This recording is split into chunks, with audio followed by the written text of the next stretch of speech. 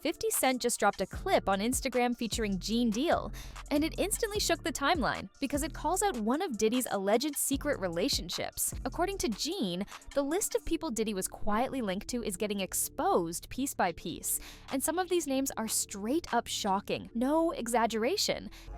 And the dude said, yo, I'm here for my cousin. I said, who your cousin? And he said, Ja Rule. I said, well, he busy right now. He said, he busy doing what? I said, he with Puff, they're in the room, they busy, they don't want to be bothered. He said, well, I'm going in there. I said, bruh, you ain't going in there because he told me they don't want nobody to be bothered him. He tried to bum rush me, I grabbed it and threw him against the piano. When I threw him into the piano, Puff and Ja Rule runs out the room.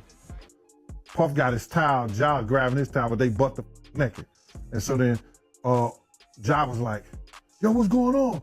Yo, Jay, that's my cousin. He know me well, and Puff was like, yo, Jay, what happened? I said, he tried to get in the room. I told him he couldn't get in the room. And he was like, Puff looked at Ja. He said, yo, Ja said, you ain't want to go in that room because there's a lot of freaking going on. Gene Deal starts breaking down a story involving Ja Rule, claiming Diddy was spending private time with him, locked away in a room far from prying eyes. The opening of this situation is already wild, but Gene makes it clear that the real twist isn't the setup, it's the motive behind it all. He pushes the idea that Diddy never moves without a reason, and even being caught in an awkward moment wasn't accidental, it was part of a bigger play. If you're asking what was supposedly happening behind closed doors, Gene says the details explain a lot. So when we went to the door, they gave him a brown paper bag, so I guess this is a place that he was used to and people knew him there. So when they gave him a brown paper bag, Puff was just going around the store, just picking items off the shelves and stuff like that, putting them in the brown paper bag. So then, I was behind him and no Diddy, but I was about 3 feet behind him, you know what I'm saying, as he was putting stuff and putting it in his bag and stuff like that. So there's one particular place that he was put up that he had to reach up kind of high and get it. So he just started pulling things out. And he was pulling a lot of them off there. So I was like, so I looked up and the thing said butt plugs. When he walking down the thing, said butt plugs. I said, hey, yo, just to mess with him. I said, hey, yo, what are you getting these for? And he said, can I do my shopping by myself? I said, yes, you can. And I waited up at the register for him, because they had the big counter up there. So when he came to the counter, I said, yo, I'm finna see what this this mofo is putting in his bag. Cause I know he gonna have to take everything and put it on the counter so the dude could count it, right? My man, when he came there, he gave the dude a wad of hundreds like this. You know what I'm saying? He gave him a wad of hundred and just put it up there. The dude ain't even, you know what I'm saying? He ain't even want to know what was in the bag. I was like, yo. He claims Diddy arranged adult entertainment for Ja Rule, and this wasn't some one-time thing either. According to Gene, this happened so often that the clerk handling the purchase didn't even blink, like it was just another regular day, which makes the whole situation feel even stranger. Gene then circles back and doubles down on his claim that Diddy wanted this situation to come out. And this whole time him and Ja is talking, he talking about Ja going at Jigga. You know what I'm saying? This is crazy. But he was talking about Ja getting at Jay-Z. And he was talking bad and talking crazy about Jay-Z and how Ja was talking about if it wasn't for him, that Jay wouldn't be the artist he was. He got him started. He wrote certain things and stuff like that to put him out there because, back in the day, nobody was even effing with Jay like that. So, but Puff was trying to, he was adamant about Ja going at Jay. You understand? So we get to the hotel, we're in the presidential suite and all this stuff like that. He suggests it all connects to why Ja Rule was involved in the first place, saying Diddy allegedly saw him as a chess piece in a bigger power move. The claim is that this party setup was meant to create leverage, not just vibes. And even Ja Rule seemed confused by what was unfolding. Gene goes further and says there were 2 women in the room with Diddy and Ja Rule, and one of them was Sarah Chapman, who is publicly known as the mother of one of Diddy's children. Jean claims she was chosen on purpose because of her past connection to Tupac, framing it as a deliberate move meant to send a disrespectful message, not a coincidence at all. Diddy was doing, something, and like I said that they was doing something. I don't know what the F they were doing, bruh. The only reason I know is some freaky things going up in there that Ja really didn't even understand, because he said, yo, you ain't want to be up in there because there's a whole lot of freaky going on. So I was like, I wouldn't have known nothing. I wouldn't even cared. And I don't care today. But you know how the internet is. They cut and paste what they want to paste, and they put what they want to put to make it seem like I was saying this dude and Puff was in there, alone, and they wasn't. You understand? And that was them. They did their thing, up in there with the honeys in there. I guess. I can only guess. So, listen, bro, I've said this 1,000 times. It was Sarah Chapman and her girlfriend. Now, Sarah Chapman, if people don't know who she is, now she's one of Puff baby mamas. But prior to her being one of Puff baby mamas, this is the same girl that was dating Puff best friend, Corey Jacobs, and she was dating Tupac. Whatever they did, that was on them. But that's the kind of games Puff play in order to get people to do what he wanted them to do. You understand? He got them, he wanted Ja to go at Jay-Z, so he got these chicks to go at Ja. You understand what I'm saying?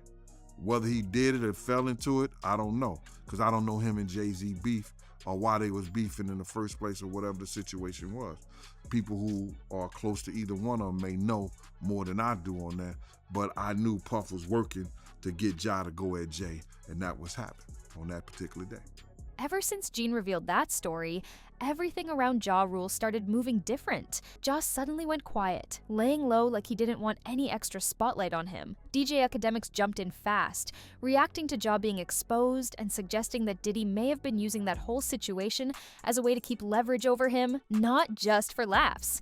Ja Rule didn't stay silent forever, though. He responded directly to the Diddy documentary on Twitter, firing back at 50 Cent. In one tweet, he said, "Let's be real, 50, don't give a F asterisk about the victims. We all know why he did this." That tweet made it clear the old tension was still alive, pointing straight back to their long-running beef.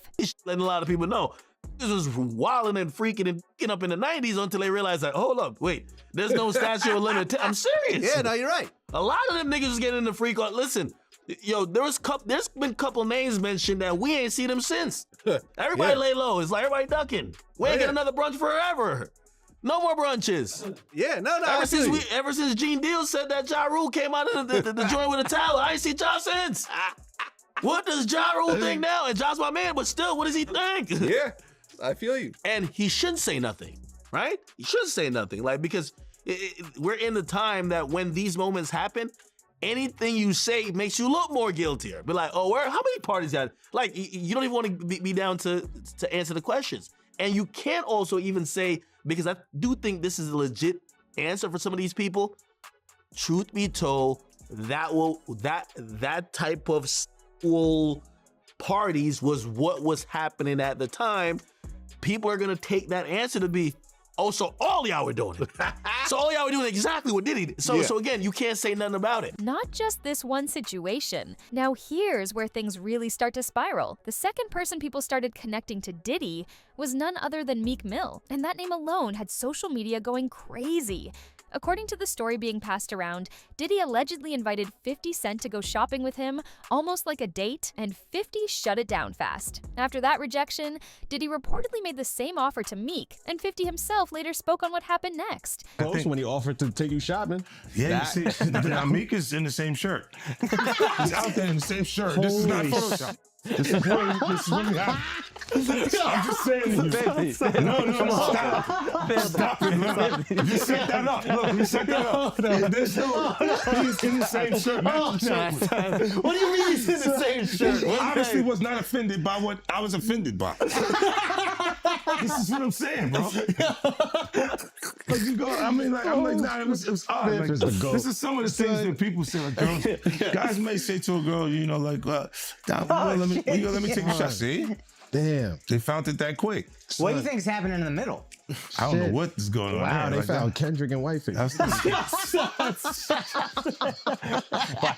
You can't dress up Kendrick like that. Oh, you can't dress him up like that. No, it's jokes. That's like the White Chicks movie, bro. You can't do that. Yeah, that was comedy. That was good. Yeah, but that You was, get away with Whiteface. you know, with that's comedy. obviously doing chopping. They got the same outfit. yeah. Meek has denied these allegations from day one, but people keep pointing out details that raise eyebrows. One moment that keeps getting replayed is Meek showing up in matching outfits with Diddy, which only made the rumors louder.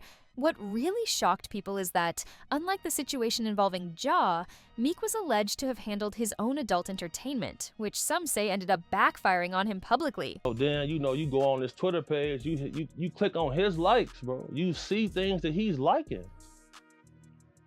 That's questionable. Would you come up in here with a matching shirt with me?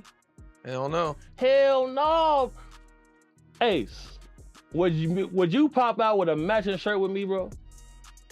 Styles, put that on something. You gonna pop out with? No, boy, it's not going like that, bro. Would you let me call you daddy? Hell no. No, bro. I've been saying this for years. I say, man, these boys strange, bro. The things they into is strange. I've seen so much. I've seen a lot, bro. So like with him, look how he responded to the situation. Not one time did he come out and say these things are a lie. Did you see that? Yep. He didn't say that. He didn't deny it. No, he didn't deny nothing. Because if he deny it, what's finna come out? Footage. You think Diddy has footage on Meek? For sure. He got cameras through his whole crib. The more Meek tries to separate himself from Diddy, the more the internet thinks he's getting pulled right back into the conversation. Back in November last year, Meek even dropped a video saying clearly, "No Diddy gang," trying to distance himself from that whole circle. Instead of calming things down, it made people question his moves even more. Since Diddy's name came up, Meek has been tweeting nonstop, way more than anyone else who got mentioned. Other celebrities stayed quiet, but Meek looks stressed, almost paranoid, and fans are asking one big question now. Is he reacting like this because he's nervous, or because there's something he doesn't want coming out? Mill had a video recently. He was walking around someplace, and he said, "No Diddy." No Diddy gang, Meek Mill in real life. Don't ever disrespect me. You heard that? Meek, yeah, Meek. Oh, wow. Yeah, you saw that? No, I seen it. Yeah, I mean, look, you can't really no Diddy your way out of that photo. You got the matching outfit with Puffy. You can't no Diddy your way out of that. But I guess it's a little disappointing is that it seemed like Meek Mill was an actual friend. There's no friends in the industry, Vlad. But it seemed like they were actually had a relationship. It's no friends in the industry, Vlad. There ain't no friends in the industry.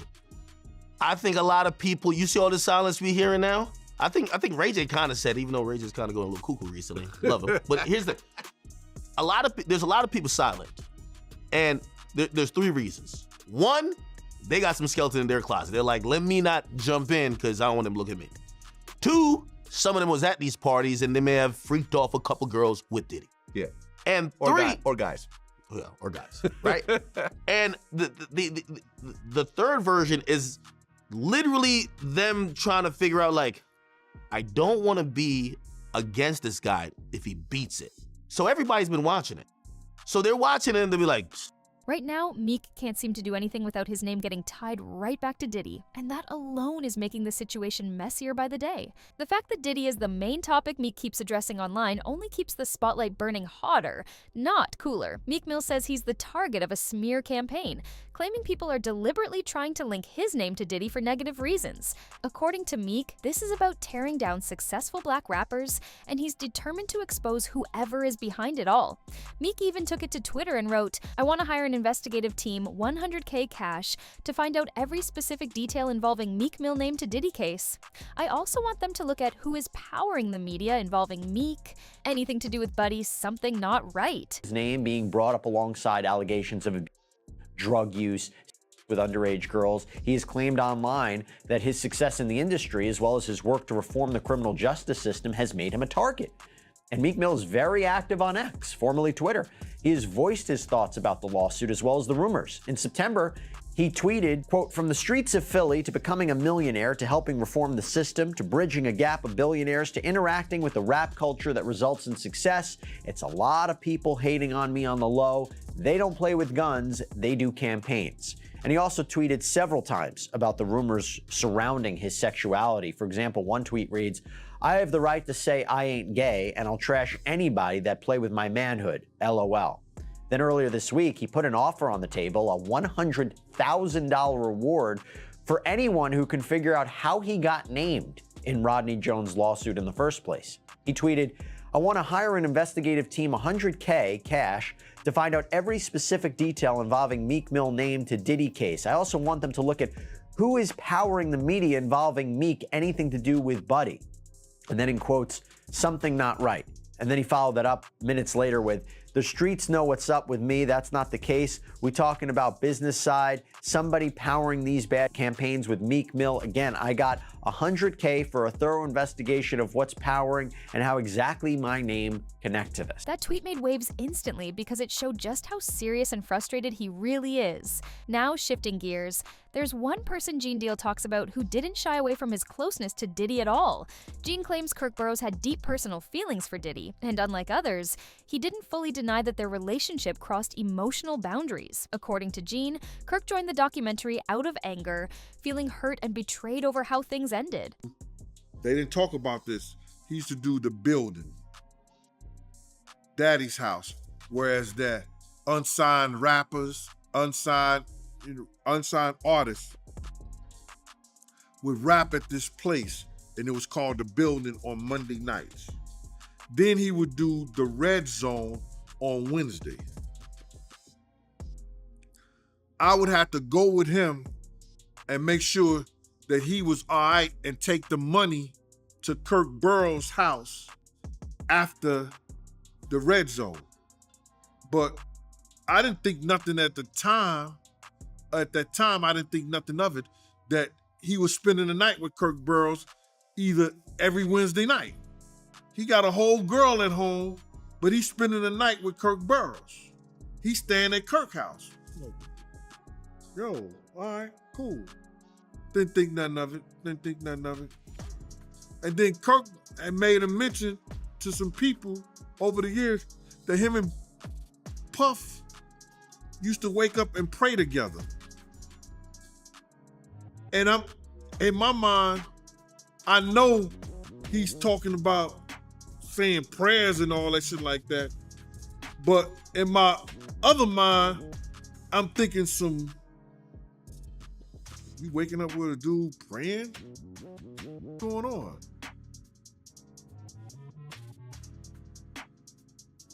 Then there was a situation that somebody said a long time ago in the office. They caught Kirk giving Puff a Gio in the office. Now that was the rumor that was going around. How true it is? They was lovers. It came out in his lawsuit. He tried to say that Puff was, what he said, actually a him. Gene says he personally witnessed how Kirk acted around Diddy, describing a bond that was intense and obvious to people in the room. He claims they weren't even subtle about how close they were. And Gene openly stated that Kirk was in love with Diddy, which he believes explains why Kirk later signed over his bad boy stake. If somebody you, how you letting them come stay at your house every Wednesday night? After the club? I think they were boyfriends, you know. I think, my honest opinion, I think Kirk was in love with Puff to a certain degree. And Puff was using him, and Kirk was giving up the bugina to him. Anything Puff asked him to do, he would do. You know, he'd go at people, he'd talk. Kirk would talk to you on the behalf of Puff. And I believe that that was his man to a certain degree in his mind. And the way he was saying shit on that documentary, you could feel that they had a relationship. The most surprising claim Gene mentions, though, is one he frames as speculation and rumor, not fact. He brings up Diddy's mother, but it's important to be clear that no wrongdoing has ever been proven or confirmed. Gene suggests people around Diddy noticed an unusually close relationship, but any inappropriate interpretations remain unverified talk, not established truth. But why you believe she knew about the Fricos? Because one of the witnesses said she was there. And then you remember this, bro? Check it out. People tell off on themselves so much, man, and I don't understand when people don't catch it.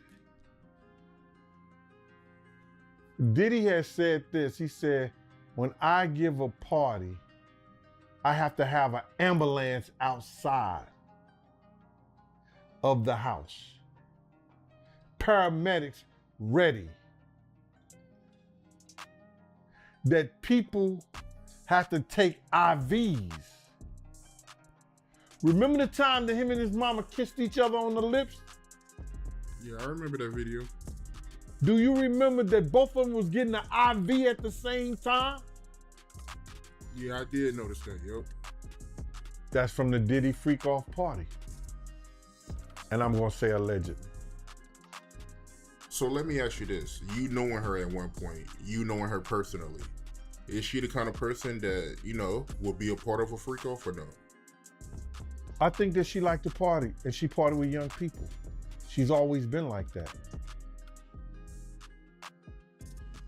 She always copied or emulated Little Kim and Mary J. Blige, or they emulated her. The blonde hair, the nails, the high boots, the age-appropriate, inappropriate clothing. What really stunned people is what came out about Diddy's home life after his father passed away. According to long-running stories, his mother told him he was now the man of the house, putting adult-level responsibility on him at a young age, which some say shaped how he moved later in life. Some childhood friends and commentators have speculated that Diddy had an unusually close bond with his mother, but it's important to be clear here. There has never been proof of anything inappropriate. Gene Deal said he personally felt there was more emotional dependence than people realized, but these are opinions and rumors, not confirmed facts. Claims that she was present at industry parties have circulated, and Gene said he noticed her there and observed how protective and involved she appeared, which fueled talk, not evidence. Gene also suggested that Diddy learned certain party hosting habits early on, but again, that speaks to environment and influence, not wrongdoing. Any claims beyond that remain unverified and should be treated carefully, because speculation can easily cross lines when facts aren't solid. Diddy mother might be the originator of the freak-offs. All right, so tomorrow Peacock is dropping. According to the Rolling Stone, the doc features an alleged childhood friend of Puff's, hip-hop producer Tim Dog Patterson. He alleged that Janice, Diddy's mom, would often throw parties at Diddy's childhood home. He says that during the parties, it wasn't uncommon to walk into rooms where adults was having sex. I mean, that was just their normal. And the doc, when talking about the parties, Tim says, verbatim, "That's what we were privy to. This was what we were fed. Was it desensitizing us?" She is bad boy. You think it's Diddy, it's Janice Combs. Janice Combs is bad boy. You don't actually sign to Diddy. His name is on the dotted line, but you actually sign it to Janice Combs. Did he ever tell you why that is, or do you understand? Oh, now that I'm older, I know exactly what it is. It's a paper trail, so nothing can come bite me. If you come for me, you ain't coming for me. I ain't got nothing. You going to my mama. Good luck with that. Another major issue people keep pointing to is the legal side of Diddy's past. Some believe that if he had faced a fully impartial process, the outcome might have looked very different. Reports claim one juror was a fan, and that alone raised eyebrows, because separating celebrity admiration from serious accusations isn't easy, no matter how professional someone tries to be. That detail sparked bigger questions about fairness, influence, and how fame can quietly shape outcomes behind the scenes. When star power enters the courtroom, people start wondering if justice is really moving blind, or if status tips the scale. The juror 106, that goofy black sheep, they sitting there, and when they ask about him making eye contact or about him looking at the jury. They both lied. In my opinion, they both lied. The way when it asked, well, did he ever make eye contact? No. No, well, see, they gave instructions and said, you can't look at him. But the girl sat there and was talking about how he would look over at the jury because he forgot where he was and how, you know, sometimes he would nod and do this. But you said that he never looked over at the jury. You said that you never made eye contact with him. And then she starts talking about, yeah, because I just think that he nods back and forth because he always used to do that. If you were never a fan of him, if you were only a fan of the artist, and you were never a fan of him, and you were never paying, like, and then the way they were able to edit in him nodding back and forth during making the band and all of that, like, it's just kind of wild to me that nobody is seeing exactly how compromised these jurors are. At the core, this isn't just about one documentary or a list of names. It's about how money, power, and silence can let rumors, bad behavior, and unanswered questions linger for years. As more insiders speak up and more details surface, people are realizing this situation is way deeper than it first looked, and the conversation clearly isn't done yet.